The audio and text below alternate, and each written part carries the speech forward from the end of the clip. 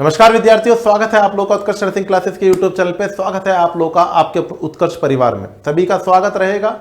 आज सफलता की कहानी सफल अभ्यर्थी की जुबानी के अंदर हम ऐसे कैंडिडेट से मिलाने वाले हैं जिन्होंने हजारों की संख्या में जहां पर कंपटीशन होता है वहां से अपनी रैंक को धीरे धीरे धीरे धीरे धीरे घटाते मतलब ऊपर की तरफ बढ़ते और ऑल इंडिया रैंक थर्ड हासिल किया है जनरल फीमेल कैटेगरी से, और ऑल इंडिया रैंक इनका 24 रहा है। तो मिस पॉमली स्वागत रहेगा, कॉन्ग्रेचुलेशन टू यू। सबसे पहले पॉमली जी आप एंटर करें क्लास के अंदर। Thank you sir. Congratulation to you. How's you first of all बताएं।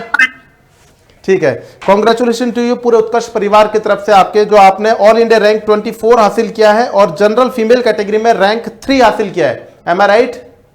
Yes sir. तो मैं बेसिक क्वेश्चन पूछूंगा आपसे, स्टूडेंट्सों की जो क्वेरी रहती है। सबसे पहले शुरुआत करेंगे, कुछ बच्चों को ज्ञान भी पता चलना चाहिए कि आपने किस प्रकार से तैयारी करी और क्या आपका मोटो रहा, किस उद्देश्य से आपने पढ़ाई करी। लेकिन सबसे पहली बात, आज आपने अपना सपना पूरा किया all India institute of medical sciences में नर्सिंग ऑफिसर बनने का। तो यहां पे सबसे पहला ही मेरा क्वेश्चन आपसे रहेगा कि आपने नर्सिंग फील्ड को क्यों चुना? अपनी लाइफ के अंदर कैरियर ब्राइट करने के लिए आपने नर्सिंग फील्ड को चुनने का आपका मेन उद्देश्य क्या था? What is the exact reason to choose the nursing field? Sir actually तो मेरा नीट देने का सपना था, नीट दिया था, पर कुछ पर्सनल रीजंस के कारण वो नहीं हो सका। तो फिर मेरा जो नर्सिंग के एग्जाम्स में मेरा जो ऑल इंडिया रैंक 10 आया था, इसलिए मेरा होम टाउन में मुझे गवर्नमेंट कॉलेज से बीएससी नर्सिंग करने का मौका मिला। That's why I have joined my college. Very good, बहुत बढ़िया। मतलब आपने नीट को अगर हम नहीं हो पाए वहां पर पूरी तरीके से गुस्सा नर्सिंग पे निकाल करके और ऑल इंडिया थर्ड रैंक आपने ले लिया। वेरी गुड, बहुत बढ़िया। It's a good defence mechanism. Second, अगर मतलब मैं ये बोलूं एक बार के लिए, अगर आप नर्सिंग को नहीं चुनते तो डेफिनेटली फिर आप कौन सा फील्ड चुनना चाहते थे अपनी लाइफ के अंदर? एक ड्रीम होता है हर एक का, like to choose to be a doctor.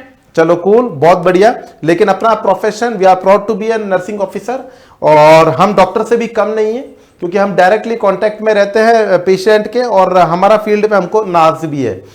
और सेकंड बात करें बेटा, मैं आपसे ये पूछना चाहूंगा, प्रीलिम्स और मेंस के एग्जाम की तैयारी में कुछ डिफरेंस देखा आपने अपनी स्ट्रगल लाइफ के अंदर? आपने कुछ देखा कि प्रीलिम्स की और मेंस की तैयारी कुछ डिफरेंट होती है? सर प्रीलिम्स में तो एंजाइटी थोड़ी ज्यादा थी, मेंस में इतनी एंजाइटी नहीं थी प्रीलिम्स की तरह, क्योंकि सीबीटी तो हम घर पे बैठ पे भी देते थे लैपटॉप पे, पर वो एग्जाम सेंटर वाला सिचुएशन अलग होते हैं, उसमें एंजाइटी थोड़ा ज्यादा होते हैं। पर मेंस के टाइम में इतना एंजाइटी नहीं हुई क्योंकि एक बार मैं प्रीलिम्स में अकस्टम हो गई थी, इसलिए। प्रीलिम्स आपने जैसे एग्जाम दिया तो आपको लग गया था कि आपका क्लियर हो जाएगा? प्रीलिम्स में तो मैं बहुत डरी हुई थी, बट मेंस में ऐसा लग रहा था। अच्छा, मेरे को तो ये लगा कि जैसे बच्चों ने बोला कि प्रीलिम्स में एक बार के लिए सबको लगा कि हाँ ठीक है हो जाएगा, लेकिन मेंस का डर लग रहा था। लेकिन आपने तो ये बोला प्रीलिम्स में थोड़ा सा आप एफ्रेड थे, लेकिन मेंस के अंदर आपको क्लियर था कि डेफिनेटली सिलेक्शन हो जाएगा, राइट? पहले प्रीलिम्स में ऑल इंडिया रैंक 21 आया है। वेरी गुड, बहुत बढ़िया, वेरी गुड। नेगेटिव कितना रहा आपका प्रीलिम्स के अंदर? नेगेटिव कितना रहा था आपका प्रीलिम्स में? 17 नेगेटिव था। कितना? 17 और मेंस के अंदर आपका 30 नेगेटिव रहा। वेरी गुड, बहुत बढ़िया। 13 राइट ना? कूल। 30 तो फिर आपने टोटल क्वेश्चन अटेम्प्ट कितने किए थे बेटा? 54। वेरी गुड, बहुत बढ़िया। मतलब आपने कंपेंसेट कर लिया, ज्यादा क्वेश्चन कवर करके आपने उसको कंपेंसेट कर लिया। वेरी गुड, मुझे अच्छा लगा। नर्सिंग सेक्शन के अंदर तैयारी करते करते आपको सबसे टफ सब्जेक्ट कौन सा लगा कि यार इससे पार नहीं पड़ रही? ऐसा कोई सब्जेक्ट लगा आपको कि ये थोड़ा सा टिपिकल रहा? ये सर एमएसएन थोड़ा टफ है। एमएसएन किस बेस से आपको टफ लगा? सर वो कार्डियोलॉजी वाला पोर्शन इंटरेस्टिंग है, टफ है, थोड़ा समझने को टाइम लगता है। पैथोफिजियोलॉजी क्लियर होता था आपको? पैथोफिजियोलॉजी यस सर क्लियर होता था, क्योंकि अगर हम मेडिकल सर्जिकल नर्सिंग की बात करें तो अगर हम पैथोफिजियोलॉजी के ऊपर बेस कंसर्न करते हैं तो हमको एटियोलॉजी कॉज भी वहीं से पता चलता है, क्लिनिकल मैनिफेस्टेशंस भी वहीं पर पता चलते हैं, टाइप भी पैथोफिजियोलॉजी से ही क्लियर होता है, और फिर इंटरवेंशन का भी एग्जैक्टली वहीं से पता चलता है कि इस कंडीशन में हमको क्या करना चाहिए। आई थिंक पैथोफिजियोलॉजी अगर इंटरेस्टिंग बन जाए तो मेडिकल सर्जिकल नर्सिंग को समझना बहुत बेहतर हो जाता है। सबसे सिंपल सब्जेक्ट कौन सा था आपका, जो आपका स्ट्रेंथ पॉइंट पे था? वो फॉन पीडियाट्रिक्स। पीडियाट्रिक आपका एकदम बेस कंसेप्ट था कि मतलब पीडियाट्रिक में आप फाउंडेशन ऑफ नर्सिंग, या foundation of nursing. Very good, बहुत बढ़िया। आप उत्कर्ष परिवार से फर्स्ट ऑफ ऑल कांटेक्ट में कब आए थे, कब आपको लगा कि अपन को उत्कर्ष के संग में जुड़ना चाहिए? सर जनवरी में मेरा एक फ्रेंड सजेस्ट किया कि जो YouTube में फ्री वीडियोस होते हैं उत्कर्ष की देखने के लिए जी। वो भी देखी, इसलिए मैंने भी देखना स्टार्ट किया था उत्कर्ष की वो सुबह जो 6 AM वाली वीडियोस, वो मैंने देखना स्टार्ट किया था। वेरी गुड, बहुत बढ़िया। यूजफुल रही वो क्लासेस आपके लिए? बहुत। Yes sir, yes sir. पक्का? Definitely? Yes sir. Very good, बहुत बढ़िया। अगर हम पूछे कि पढ़ाई के टाइम पे आपको डेफिनेटली डर लगता होगा, ये एक जनरल क्वेश्चन है। स्टूडेंट से जब तक अपन सेलेक्ट नहीं होते हैं, जब तक अपन को डर लगता रहता है, सिलेक्शन होगा नहीं होगा, क्या मैं सही दिशा में पढ़ाई कर रही हूँ नहीं कर रही हूँ, क्या जो मैं पढ़ रही हूँ वो पेपर में आएगा ही नहीं आएगा, और भी कई प्रकार के क्वेश्चन होते हैं कि कैसे सिलेक्शन होगा, अगर सिलेक्शन नहीं हुआ तो क्या होगा। तो अपने डर के ऊपर आप क्या कहना चाहोगे, किस प्रकार से आप अपने डर को कंपेंसेट करते थे, डर को कैसे कंपेंसेट किया? इस वजह से लगता था कि कैसे क्वेश्चन आएगा एंड सिलेक्शन कैसे होंगे या नहीं, इस पे डर लगता था। पर जब मैं पढ़ती थी तो तब डर नहीं लगता, क्योंकि I was enjoying my study phase and मुझे सारी की सारे कंटेंट बहुत ही अच्छी लग रही थी, सब्जेक्ट्स अच्छी लग रही थी and I was very much determined. इसलिए मुझे पढ़ने के टाइम पे कोई डर नहीं लगता था एंड मैं बोर भी नहीं होती थी एंड मैं कंसिस्टेंसी भी मेंटेन कर रही थी। मैं per day more than 12 to 14 hour study करती थी। वन वर्ड में बोलूं मैं आपकी तरफ से अपने स्टूडेंटों को जब सिलेक्शन जब होता है, जब अपन अपने कंटेंट से दोस्ती करते हैं। अगर हम कोई फिल्म देख रहे हैं, मूवी देख रहे हैं, हमको पूरी मूवी याद हो जाती है, छोटे से बच्चे को भी याद हो जाती है, हमारी तो बात छोड़िए। लेकिन जब हम पढ़ाई करते हैं 4-5-6 घंटे, तो वो हमको याद नहीं रह पाता, कारण हमारा इंटरेस्ट नहीं होता उन बुक्स के अंदर, कारण हमारा इंटरेस्ट नहीं होता हमारे सब्जेक्ट के अंदर, हम उसको बोरियत से फील करते हैं। और जैसे आपने बोला कि मैं अपने बुक्स के संग में एज ए फ्रेंड पढ़ के पढ़ाई करते थे और आप बहुत अच्छी तरीके से फ्रेंडली होकर के पढ़ते थे, तो आपको वो चीज़ बोर फील नहीं होती थी। और जहां पर बोरियत फील नहीं होगी वहां पर डेफिनेटली आपका जुड़ाव ज़्यादा अच्छा होगा और वो चीज़ आपको बेटरली समझ में आएगी। मैं भी सभी बच्चों को यही कहूँगा कि पढ़ाई को बोझ समझ के ना पढ़े, पढ़ाई को ये ना सोचो हमको पढ़ना ही है। आप एक बार किताबों से दोस्ती करके देखो, सभी चीज़ें अपने आप छूट जाएंगी।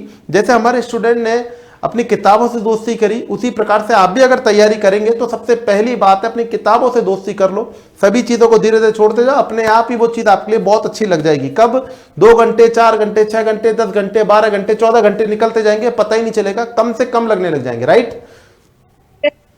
चलो एक बात, एक सबसे बड़ा पॉइंट बनता है हमारे सामने कि हम लोग आजकल सोशल मीडिया के ऊपर है ना बहुत ज़्यादा टाइम वेस्ट करने लग जाते हैं। आपने सोशल मीडिया से अपने आप को कितना इंटरेक्ट रखा और कितना डिस्ट्रैक्ट रखा, मतलब सोशल मीडिया से आप ड्यूरिंग स्टडी पीरियड आप कितने जुड़ाव में थे, या फिर आपने बिल्कुल ही बंद रख रखा था?